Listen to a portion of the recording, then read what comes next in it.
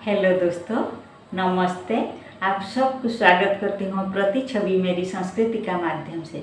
हमारा देश में अनेक स्थान में गुण अनुगुण में अनेक शक्तिपीठ प्रसिद्धि लाभ किया है, किंतु उनमें से 51 शक्तिपीठ सबसे श्रेष्ठ भावे मान्यता लाभ किया है व प्रसिद्धि लाभ किया है।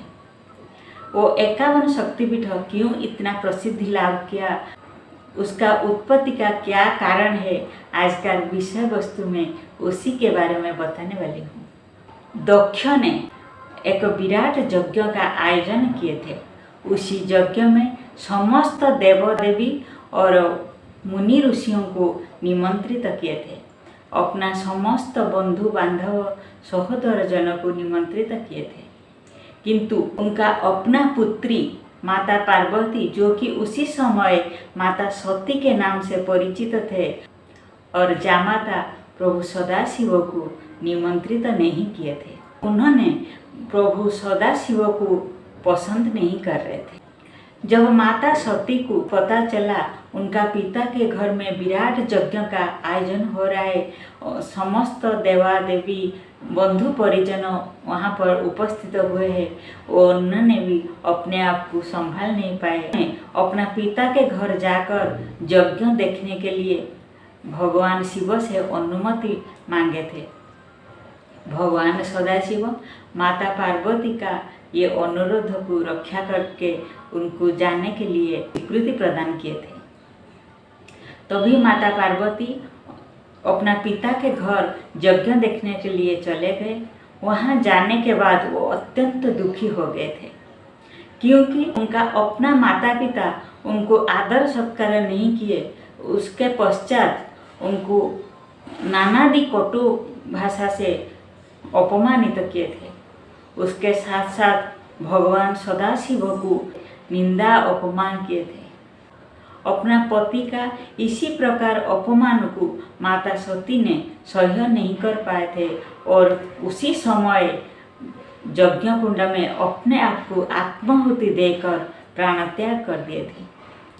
जब भगवान सदाशिव को ये बात पता चला, उन्होंने अत्यंत क्रोधित हो गए थे। अपना जटा को खोलकर उसके टुकड़ा करके फेंक दिए थे और उसी टुकड़ा से वीरभद्र नाम का एक शिव सेना का उत्पत्ति हुआ था। भगवान सदाशिव उसी वीरभद्र को आदेश दिए थे, जाके दक्ष यज्ञ को संपूर्ण विनाश करके दक्ष का प्राणनाश करने के हेतु। वीरभद्र अपना शिव सेना के साथ जाकर संपूर्ण दक्ष यज्ञ को नष्ट कर दिया था और दक्ष का शिरच्छेदन कर दिया था। उसके पश्चात भगवान सदाशिव अत्यंत क्रोधित होकर दक्ष यज्ञ स्थान में पहुंच गए थे और माता सती का दग्ध शरीर को अपना हाथ में लेकर वो इतना दुख में डूब गए थे और स्वर्ग मर्त्य पृथ्वी नदी ह्रद समुद्र झरना वन कानन हर जगह में घूमने लगे और कभी कभी तांडव शुरू करने लगे। उनका इसी प्रकार स्वरूप को देखते ही समस्त देवगण भयभीत हो गए थे और उनके समीप आने के कोई भी साहस नहीं जुटा पाए थे।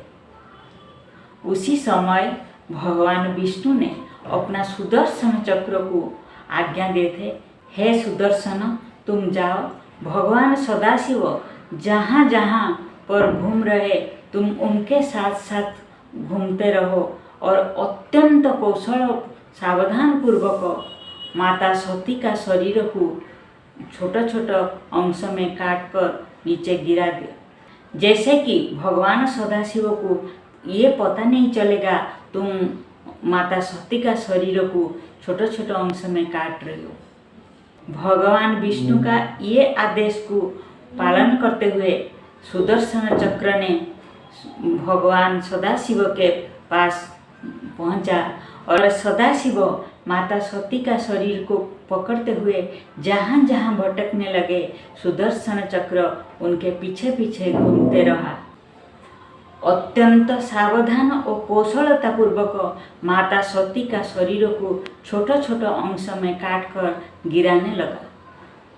भगवान सदाशिव जहाँ जहाँ घूमने लगे, माता का शरीर का एक एक टुकड़ा उसी उसी स्थान में गिर कर पड़ा।